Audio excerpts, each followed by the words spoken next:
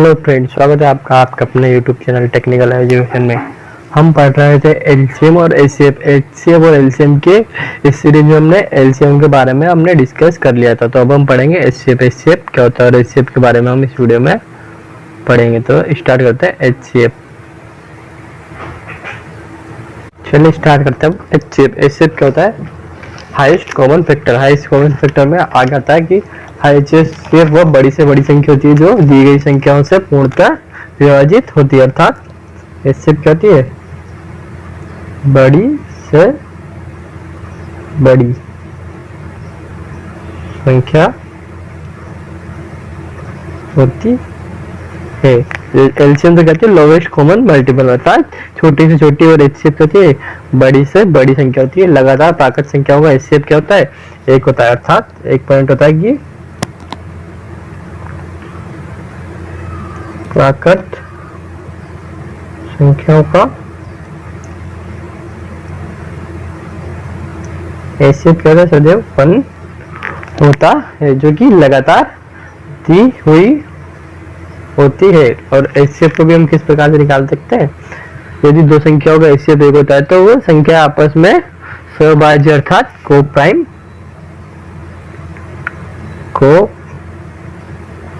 Prime कहलाती है। जैसे कि 3, 5, 5, 7 और 1, 2, 3, 10 ये क्या है? को प्राइम संख्या है, क्योंकि इनका एचसीएफ क्या होता है? सदैव 1 होता। एचसीएफ संख्या 1 होता है, को प्राइम संख्याएं कहलाती है। जैसे कि 8, 12 और 24 का एचसीएफ 4 होता है। इसी प्रकार से एचसीएफ को हम दो प्रकार से निकालते हैं, गुणनखंड विधि और भागफल विधि। गुणनखंड विधि में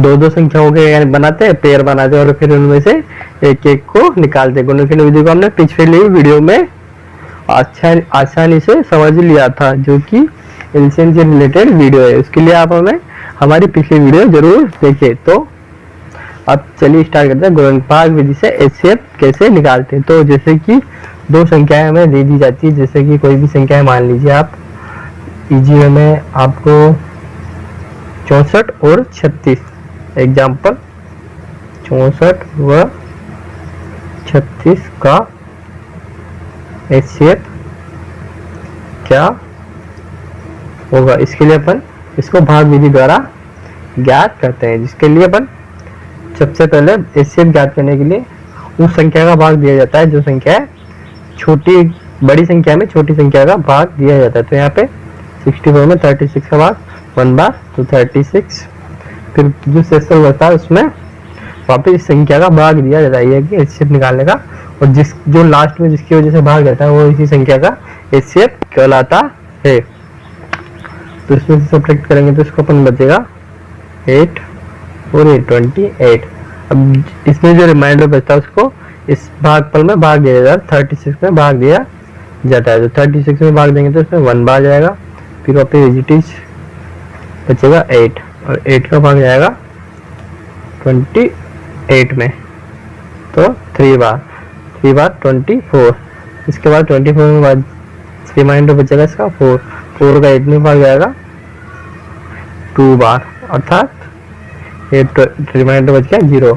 तो जिसकी वजह से शेषफल 0 या कुछ नहीं होता है तो उसको एचसीएफ बना जाए। तो यहाँ पे एचसीएफ इसका क्या हो जाएगा? 4 इसका एचसीएफ हो जाएगा, अर्थात 4 और 64, 36 और 64 का एचसीएफ 4 होगा। इस प्रकार से हम इनका एचसीएफ निकाल सकते हैं। यदि हमें दो या दो से अधिक संख्याओं का एचसीएफ निकालना हो तो किन्हीं दो संख्याओं का एचसीएफ निकालकर, जो जैसे कि इन दोनों संख्याओं का अगर मान लो तीसरी संख्या का एचसीएफ निकालना है तो जो एचसीएफ आता है, पहले तो दो संख्याओं का भाग देंगे, फिर उसके बाद जो तीसरी संख्या एचसीएफ आएगा इसका भाग हम तीसरी संख्या में दे करके चेक करते हैं। तो अब इस तीनों संख्याओं का इस प्रकार से तीनों संख्याओं का हमें एचसीएफ प्राप्त हो जाता है। इसी प्रकार हम इससे रिलेटेड क्वेश्चन कैसे पूछे जाते हैं उसके बारे में एक क्वेश्चन की हम यहाँ पे चर्चा करेंगे। तो स्टार्ट करते हैं हम। जैसे कि पूछ लिया जाता है कि अपन को एक माली के पास 200 गुलाब है। जैसे कि क्वेश्चन को अपन थ्योरेटिकली ना लिख के डायरेक्टली न्यूमेरिकली समझेंगे। मेरी थ्योरी में इसकी आपको मुंह से बोल के सुनाता हूँ। जैसे कि एक माली के पास 200 गुलाब है, फूल तथा 125 हजारी के फूल, मतलब 200 तो गुलाब और 180 हजारे के फूल है। इन फूलों में से कम कितनी मालाएं बनाई जाएगी? प्रत्येक माला में एक ही प्रकार के फूल हो तथा सभी मालाओं में बराबर फूल हो। तो अपने पास दो संख्या आएगी 200 और 180 में से मतलब कम से कम तो एक ही प्रकार के फूल हो। तो इसके से रिलेटेड अपन एचसीएफ निकालेंगे। तो एचसीएफ निकालने के लिए 180 और 200 का एचसीएफ सेम इसी प्रकार से निकालेंगे। तो same it is 180 divided by 20। फिर यहाँ कितना गया 180,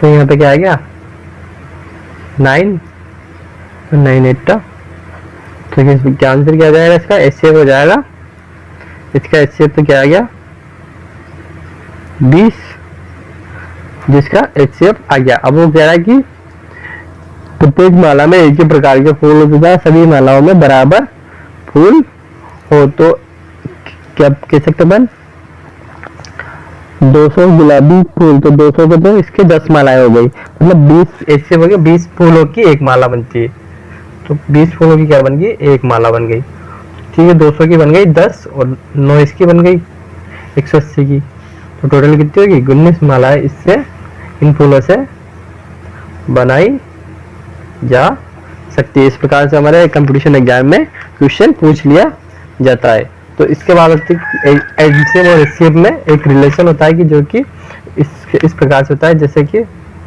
रिलेशन क्या होता है? पहली संख्या इंटू दूसरी संख्या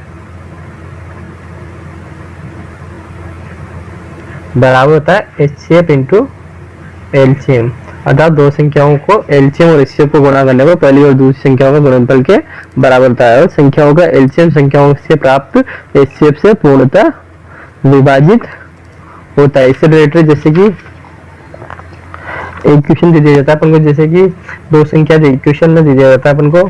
जैसे कि पहली संख्या है 10 और इनका एचसीएफ 5 व एलसीएम 20 है। तो दूसरी संख्या क्या होगी? तो दूसरी संख्या निकालने के लिए वही फॉर्मूला लगा देंगे अपन, पहली संख्या इंटू दूसरी संख्या। तो पहली संख्या अपनी यहाँ पे होगी 10 इंटू दूसरी संख्या याद करने की, दूसरी संख्या को अपन x मान लेते हैं। इसको एचसीएफ क्या जाएगा 5 और एलसीएम उनको 20 दे रखा हुआ है। तो इसको इस प्रकार से गुणनफल मतलब इसको सोल्व करेंगे तो 5 इंटू 20 बटे ये गुणा में यहाँ पे आएगा तो भाग में हो जाएगा। तो x का मान निकालेंगे तो यहाँ पे क्या जाएगा 5, या तो पहले गुणा कर लो या कट रहा है तो काट दो 2 बार। इसका मान आ गया 10। तो इसका एचसीएम क्या हो गया? इसकी तीसरी संख्या क्या होगी? ये दूसरी संख्या क्या प्राप्त होगी अपन को? 10 दूसरी संख्या प्राप्त हो जाएगी। इस प्रकार से हमारे एग्जाम में डायरेक्टली क्वेश्चन पूछ ली जाती है। अगर छोटी से छोटी संख्या दी हुई है तो उनका अगर क्वेश्चन में पूछा जाए मेंटली टेक्निकली क्वेश्चन सोल्व करने के लिए, जैसे कि अपन को डायरेक्टली क्वेश्चन में ये पता करना है कि इसमें पूछ रहे क्या रहा है। अगर अपन रिव्यू देते हैं कि एच से पूछना है या एल से निकालना है, तो इसके लिए अपन इसमें एक पॉइंट नोट करते हैं। जैसे कि छोटी से छोटी के लिए तो छोटी से छोटी संख्या पूछ रहा हो तो एलसीएम ज्ञात करना होता है, और बड़ी से बड़ी संख्या पूछ रहा होता है तो बड़ी से बड़ी के लिए एचसीएफ निकाला जाता है। यह एक एग्जाम पॉइंट ऑफ व्यू से याद रखने के लिए बहुत ही इम्पोर्टेंट पार्ट है, जिससे हम उसका आसानी से पता लगा सकते हैं कि प्रश्न में एचसीएफ पूछ रहा है या एलसीएम पूछ रहा है। इसके बाद हम अगली वीडियो में पढ़ेंगे कि बिंदुओं का एलसीएम और धातु का एचसीएफ किस प्रकार से निकाला जाता है। तो thank you for watching this video. HCF और एलसीएम के नेक्स्ट पार्ट के लिए आप हमारे चैनल को लाइक कीजिए, शेयर कीजिए एंड सब्सक्राइब जरूर कीजिए, और वीडियो अच्छी लगी है तो अपने दोस्तों को जरूर बताएं। Thank you for watching technical education.